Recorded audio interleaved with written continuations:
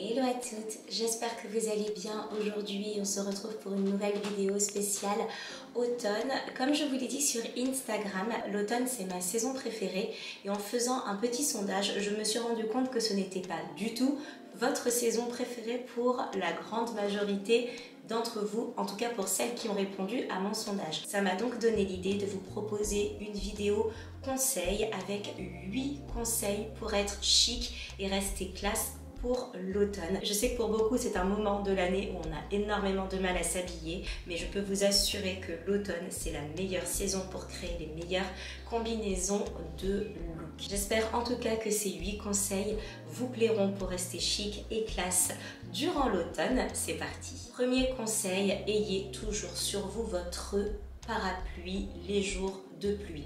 Le meilleur conseil que je puisse vous donner, c'est de regarder la météo sur votre téléphone tous les matins et d'avoir votre parapluie sur vous. Peu importe la marque du parapluie, j'en ai pas forcément à vous conseiller, mais surtout, vraiment le plus important, c'est de ne pas vous présenter en étant mouillé. Anticipez vraiment. Les vêtements, les cheveux mouillés, c'est très négligé. On vous passera la paire de chaussures mouillées, ce qui est assez logique lorsque l'on marche vite sous la pluie, mais pour le reste, en toute honnêteté, vous devez prendre vos précautions et pour moi, avoir un parapluie, c'est l'essentiel. Pour contenir votre parapluie, je vous conseille d'avoir un grand sac avec vous. Là, j'ai plusieurs conseils à vous donner si vous le souhaitez. Vous pouvez opter pour un grand cabas. Dans ce grand cabas qui ne craint 3 fois rien, vous pouvez y glisser très facilement votre parapluie sur le côté et le ressortir dès que vous en avez besoin. C'est assez pratique parce que les cabas vont se fermer uniquement avec un seul bouton et vous aurez juste à glisser la main pour pouvoir tout simplement ressortir votre parapluie. Ici, il s'agit d'un sac cabas Sandro que j'ai trouvé de seconde main sur Vestiaire Collective. Je pense que vous pourrez en trouver des similaires un petit peu partout. Si vous avez une préférence pour le daim, eh bien n'hésitez pas, celui-ci c'est le Gabi de chez Cézanne que je trouve fabuleux. Pensez à l'imperméabiliser pour qu'il puisse aller tout simplement sous l'eau. Sinon, vous pouvez aussi l'utiliser les jours où il y a des risques de pluie, quand vous êtes sûr d'être rentré au moment où il va pleuvoir, mais que vous souhaitez quand même avoir un sac assez grand pour y glisser le parapluie au cas où. Donc celui-ci il est parfait avec un petit liseré doré ici qui va vraiment donner un côté très chic à votre tenue. Vous pouvez opter pour un sac classique de chez Longchamp qui ne craint rien et certainement pas les années. Je l'ai depuis 17 ans, mais c'est vrai qu'il est d'une solidité remarquable. Votre parapluie, vous pourrez le ranger très facilement et je trouve vraiment qu'il ne se démode pas. On est vraiment sur une pièce qui est intemporelle et qui va se porter très facilement. Par contre, au creux du bras. Pour un côté extrêmement luxe et extrêmement chic, et bien ressortez tout simplement votre grand sac cuir d'une très grande maison ou de style très grande maison si vous n'avez pas les moyens, ce qui peut tout à fait se comprendre. Moi j'aime beaucoup le Luggage de chez Céline, vous le savez c'est un de mes sacs à main préférés et je le trouve parfait pour la saison, pour pouvoir y glisser forcément bien tout ce dont j'ai besoin, le porter au creux du bras et vivre ma journée assez tranquillement. Troisième conseil, n'hésitez pas à miser sur les couleurs neutres. Ce sera beaucoup plus simple pour vous de créer vos looks le matin. C'est vrai que lorsqu'il pleut, déjà on se réveille, on n'est pas très bien, on sait qu'il va pleuvoir, mince comment je vais m'habiller. Facilitez-vous la vie et optez pour des couleurs neutres qui vont fonctionner ensemble. Je pense au noir, au blanc, au crème, au beige, au kaki, au marron.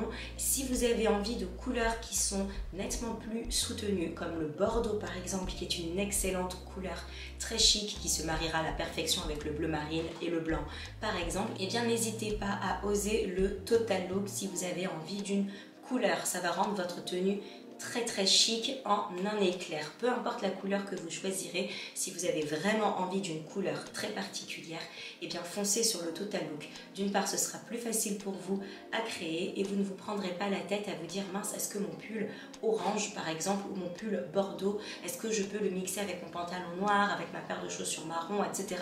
Le total look sera beaucoup plus simple ou alors vous optez pour des couleurs beaucoup plus neutres. Si vous avez envie de motifs, je vous conseille comme ma petite jupe ici et ma veste également pour le motif tweed. C'est vrai que c'est plus une matière, mais si vous le regardez bien, on a cet effet un peu bosselé, un petit peu creusé, qui donne en fait un motif en relief, discret mais très joli et très élégant pour l'automne. Je peux également vous conseiller le motif pied de poule qui fonctionne parfaitement pour l'automne et qui est également résolument chic et qui se porte aussi très facilement. L'avantage du pied de poule, c'est qu'il a au minimum 2 couleurs. En règle générale, du noir, du blanc, et moi ici j'ai du beige et du marron. Ça va vous guider et ça va vraiment vous aider pour savoir ce que vous pouvez porter en dessous. Je sais qu'ici je peux porter par exemple un pantalon noir avec un petit pull blanc et des chaussures noires ou des baskets blanches. Je sais que je peux porter par exemple un bas marron avec des baskets marron et finalement un petit pull noir si je veux. L'avantage vraiment, comme je vous ai dit, du pied de poule, c'est qu'il va vous guider et il va vraiment et véritablement vous aider. Attention, une seule pièce avec le motif pied de poule. Ne mettez pas, sauf si c'est un ensemble, un blazer pied de poule avec un pantalon pied de poule mais qui n'irait pas ensemble et puis des chaussures avec un motif carreau par exemple. Vous voyez ce que je veux dire? On reste vraiment sur la pièce unique. L'avantage du tweed, comme je vous ai dit, c'est que comme il a juste cet effet bosselé, cet effet texturé, vous allez pouvoir mixer 2 tweeds ensemble et ça c'est plutôt pratique. Conseil suivant, n'hésitez pas à sortir vos jupes, encore une fois comme aujourd'hui, ou vos shorts. Pour celles qui, comme moi, n'aiment pas exposer leurs jambes, l'automne et l'hiver aussi, c'est pour moi le meilleur moment pour porter des jupes et des shorts. D'ailleurs, je n'en porte jamais l'été, ni au printemps. C'est vraiment l'automne que je choisis en priorité pour porter mes jupes et mes shorts. Si vous ne souhaitez avoir que 2 pièces, je vous conseille 2 couleurs assez calmes, assez neutres. On a cette jupe ici blanche un petit peu en crème de chez H&M et ce short de chez Karen Millen en bleu marine et crème. Et pour moi, le plus important, c'est de le surtailler un petit peu si vous en avez la possibilité afin d'avoir une longueur qui vous convient. Si vous aimez tout ce qui est mini, eh bien, n'hésitez pas à prendre votre taille. Tout dépendra finalement de la forme de la jupe ou du short. Encore une fois, si vous n'aimez pas du tout avoir les jambes à l'air, c'est pour moi le meilleur moment. Si vous avez des bottes qui sont à peu près de la même couleur que votre peau, eh bien, vous pouvez opter pour un collant, par exemple, qui soit complètement opaque ou de la couleur de votre peau, comme c'est mon cas ici. Si vous avez envie de quelque chose d'un petit peu plus sage, eh bien n'hésitez pas à opter pour des collants qui soient un petit peu teintés dans les tons noirs par exemple, ça peut être très très bien. Et si vous avez peur d'avoir froid ou si vous voulez un look qui soit très BCBG, vraiment très fille à papa, eh bien n'hésitez pas à porter des collants un petit peu plus en laine, pourquoi pas torsadés par exemple, qui font très old money et très chic et un petit peu sport, si toutefois vous avez envie de mettre des baskets par exemple avec votre mini jupe, si vous avez envie aussi de mettre des chaussettes et des mocassins par exemple. Je trouve que la jupe et le short sont vraiment, notamment pendant l'automne et l'hiver, des pièces qui sont très chic et très élégante, pour peu que vous mettiez bien sûr en dessous la bonne paire de bottes, la bonne paire de bottines ou alors votre paire de mocassins. Et par conséquent, on va continuer forcément avec choisir la bonne paire de bottines, la bonne paire de bottes, la bonne paire de cuissardes. Tout est une question un petit peu de proportion. Il n'y a pas de taille réglementaire pour porter des cuissardes. Moi, je suis petite, je fais 1,59 m.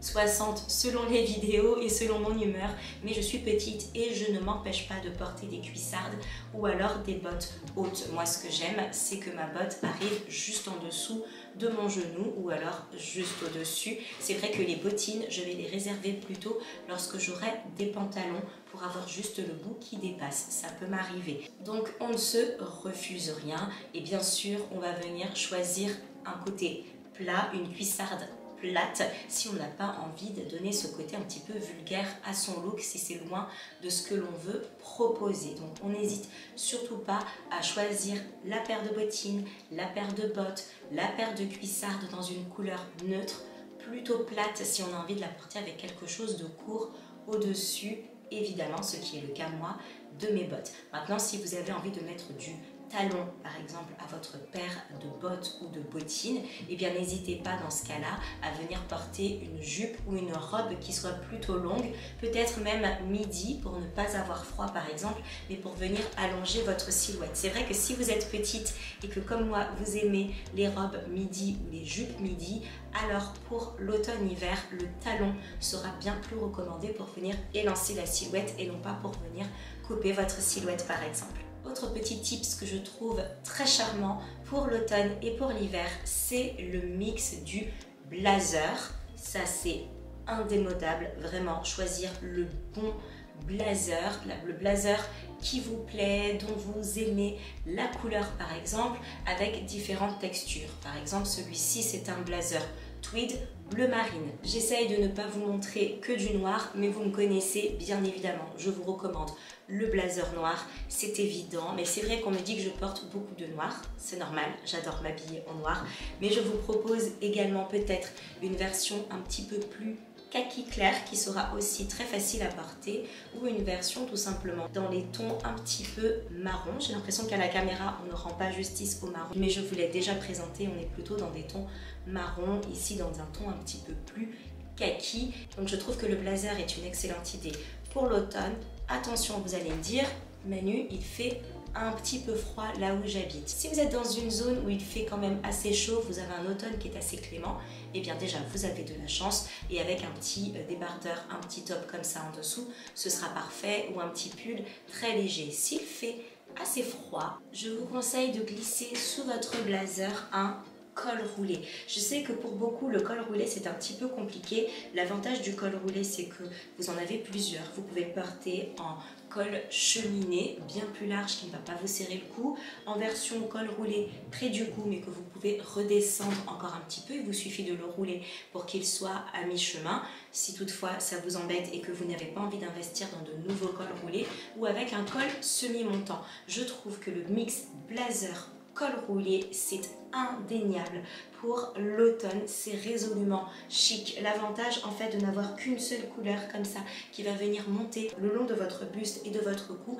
va véritablement allonger votre silhouette. Je mets ma petite jupe en dessous, une paire de bottines noires avec des collants noirs et je serai parfaite pour la journée par exemple. Donc si vous possédez plusieurs blazers, plusieurs cols roulés, et bien n'hésitez pas à faire des va-et-vient de mix, ce sera fabuleux. Si vous avez envie de rendre votre look bien plus chic encore, et bien n'hésitez pas à mettre un très joli collier avec un beau médaillon et à enfiler votre joli sac en cuir noir pour venir rendre ce look beaucoup plus classe. N'hésitez pas également à investir dans des manteaux un petit peu courts. L'avantage du manteau court, c'est qu'il va laisser la place à votre jupe, à votre short et va mettre en avant votre jolie paire de bottines ou votre paire de bottes. Ici, on est sur un manteau effet blazer, mais on est vraiment sur un manteau épais, chopé chez Zara. On parle quand même de l'année dernière, mais voilà, Zara c'est un éternel recommencement. On vous en reproposera très certainement. Je trouve que le manteau blazer va vous rendre votre look très habillé, mais aussi va vous permettre d'avoir un côté très chic et chaud à la fois. Voici mes 8 conseils pour rester chic et classe durant l'automne. J'espère en tout cas que ça vous a plu. S'il vous reste un petit peu de temps, eh bien n'hésitez pas à me laisser un petit commentaire pour vous me donner ces petites pièces chic dont vous ne pouvez pas vous passer en automne afin de coécrire cette vidéo avec moi. Et si le cœur vous en dit, eh bien n'hésitez pas à vous abonner. Ça me fera extrêmement plaisir et à regarder l'une de mes dernières vidéos. Je vous embrasse très très fort et vous dis à très bientôt. Salut!